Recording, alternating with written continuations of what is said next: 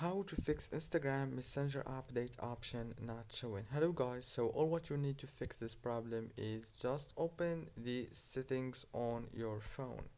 After you open the settings, now you have to go to the apps manager as you can see right here. Go to the apps right here. Now you have to wait a few seconds, it will start loading as you can see. Now after it get loaded, all what you have to do is scroll until you find Instagram as you can see.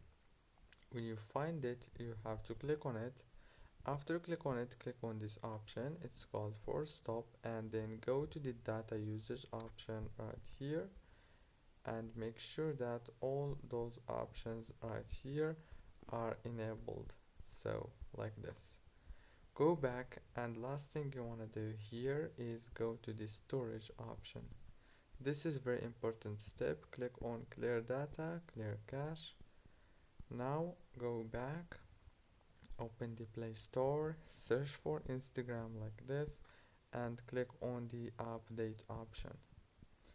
After click on update, you will find this option is you will find the option that you are searching for, which is Messenger update. And that's it guys, very easy and simple tutorial. If it was helpful, don't forget to like, subscribe, and thank you very much for watching.